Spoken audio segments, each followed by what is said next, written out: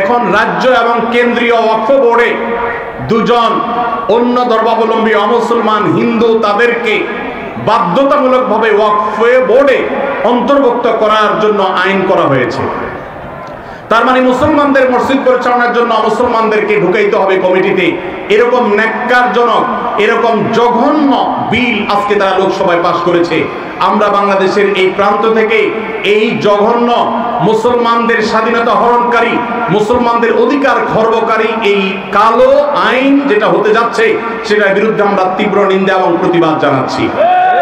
ভাইরা আমার, আমাদের দেশে পান থেকে চুন খসলেই যারা সংখ্যালঘু অধিকার বলে চিৎকার চেঁচামেচি করে আর নিন্দা জ্ঞাপন করে, তারা যুগ যুগ ধরে যে মুসলমান নিধন করে আসছে, সেখানে সামান্য একটু গোশত পাওয়া যাওয়ার কাল্পনিক অভিযোগের ভিত্তিতে দিন দুপুরে মানুষকে পিটিয়ে মেরে ফেলা হয়। হোলির রং গায়ে মাখতে না চাওয়ার কারণে দিন দুপুরে পিটিয়ে মানুষকে মেরে ফেলা হয়। তাদের উৎসবের নাম দিয়ে মুসলমানদের মসজিদগুলোকে ভাঙা হয় বুলডোজার দিয়ে। যেখানে হাজার বছরের পুরাতন বাবরি মসজিদ ভেঙে সেখানে রাম মন্দির নির্মাণ করা হয়, ওয়াকফ বোর্ডের উপরে কর্তৃত্ব প্রতিষ্ঠা করার মাধ্যমে মুসলমানদের লক্ষ লক্ষ সম্পদ, এটাকে হিন্দুরা তাদের মতো করে মসজিদ মাদ্রাসাগুলোতে আরো বহু রাম মন্দির প্রতিষ্ঠা করার আইনি ভিত্তি তারা তৈরি করেছে। এই কালো আইন, এই বিলের বিরুদ্ধে আমরা তীব্র প্রতিবাদ এবং নিন্দা জ্ঞাপন করছি। তো ভারতের মুসলমানদের ওয়াকফ বোর্ডের জমি 8.7 লক্ষ সম্পদের মালিক হলো মুসলমানদের ওয়াকফ বোর্ড। ইসলামের অন্যতম একটা সৌন্দর্য হলো মসজিদ, মাদ্রাসা, ইয়েতিমখানা, কল্যাণমূলক কাজ, এগুলো পরিচালনা করবার জন্য ওয়াকফের ব্যবস্থা রাখা হয়েছে ইসলামে। কেউ তার জমি জীবদ্দশায় ওয়াকফ করে গেলে কিয়ামত পর্যন্ত সেই জমি যে উদ্দেশ্য ওয়াকফ করে যাওয়া হয়েছে সে উদ্দেশ্যে ব্যয় করতে হবে।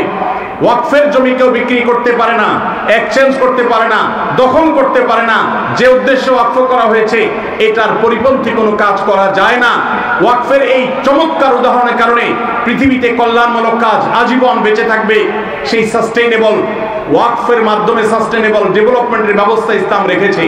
ভারতবর্ষে মুসলমানদের শত শত বছর চলে আসা 8.7 লক্ষ সম্পদ, যেটা টোটাল ভারতবর্ষে যত প্রাতিষ্ঠানিক সম্পদ আছে এর মধ্যে তৃতীয় সর্বোচ্চ, সেই সম্পদ আজ ভারতের হিন্দুত্ববাদীরা গ্রাস করবার জন্য নতুন করে সংসদে বিল তারা পাশ করেছে। আপনারা জানেন এই বিলে সুস্পষ্টভাবে বলা হয়েছে যে মুসলমানদের ওয়াকফ বোর্ড, যেটা নিতান্ত ইসলামিক একটা বিষয়, এটা এতদিন পর্যন্ত মুসলমানরাই পরিচালনা করে আসতো। এখন রাজ্য এবং কেন্দ্রীয় ওয়াকফ বোর্ডে দুজন অন্য ধর্মাবলম্বী অমুসলমান হিন্দু তাদেরকে বাধ্যতামূলকভাবে ওয়াকফ বোর্ডে অন্তর্ভুক্ত করার জন্য আইন করা হয়েছে। তার মানে মুসলমানদের মসজিদ পরিচালনার জন্য মুসলমানদেরকে ঢুকাইতে হবে কমিটিতে। এরকম ন্যাক্কারজনক, এরকম জঘন্য বিল আজকে তারা লোকসভায় পাশ করেছে। আমরা বাংলাদেশের এই প্রান্ত থেকে এই জঘন্য মুসলমানদের স্বাধীনতা হরণকারী, মুসলমানদের অধিকার খর্বকারী এই কালো আইন যেটা হতে যাচ্ছে সেটার বিরুদ্ধে আমরা তীব্র নিন্দা এবং প্রতিবাদ জানাচ্ছি।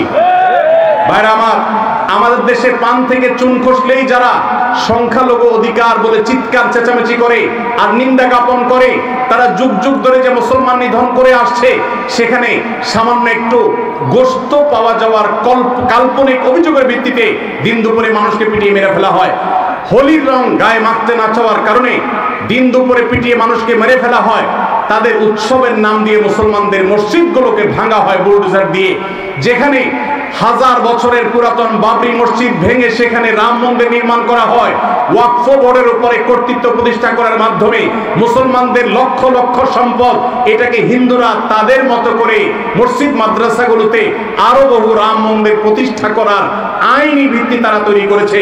এই কালো আইন, এই বিলের বিরুদ্ধে আমরা তীব্র প্রতিবাদ এবং নিন্দা জ্ঞাপন করছি। আমাদের দায়িত্ব হবে প্রত্যেকটা মানুষ ভারতবর্ষের মুসলমানদের বিরুদ্ধে এই ঐতিহাসিক জঘন্য যে পদক্ষেপ ভারত সরকার নিতে যাচ্ছে এর বিরুদ্ধে প্রত্যেককে যার যার জায়গা থেকে প্রতিবাদ জানাতে হবে।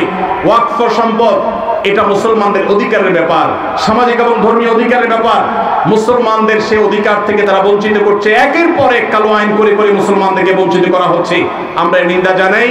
সেই সাথে ভারতের একটা আইন আছে 12 বা 13 বছর যদি কেউ কোনো জমি নির্বাধায় দখল রাখতে পারে, সে সেটা মালিকানা দাবি করতে পারে। ওয়াকফের জমিগুলো এখন কেউ যদি এভাবে দখল করে রাখতে পারে আর সংশ্লিষ্ট ওয়াকফ বোর্ড যদি কোনো আপত্তি না জানায়, তাহলে সেটার সে মালিকানা দাবি করতে পারে। এবং সেই মালিকানার দাবি নিষ্পত্তি করার নতুন করে বিল পাস করা হয়েছে, যে কালেক্টরেটের চাইতে সিনিয়র লেভেলের কোন অফিসার সেটা নিষ্পত্তি করতে পারবে। অর্থাৎ মুসলমানদের মসজিদের বিষয়ে এই জমি যদি কোনো হিন্দু দখল করে, তাহলে সেটা যেন সে দখল নিতে পারে, তার জন্য হাজারটা দুয়ার খোলা হয়েছে। এটা ভারতবর্ষের ইতিহাসে মুসলমানদের বিরুদ্ধে তৈরি হওয়া সবচেয়ে কালো আইনগুলোর একটা, যেটা মুসলমানদের অধিকার খর্ব করছে, সংখ্যালঘুদের অধিকার খর্ব করছে। আমরা এর তীব্র নিন্দা জানাচ্ছি। আল্লাহ রাব্বুল আলামিন ভারতবর্ষের মুসলমানদের অধিকার যেন তারা ফিরে পায়, সেই তৌফিক আল্লাহ তাদের সবাইকে দান করুন।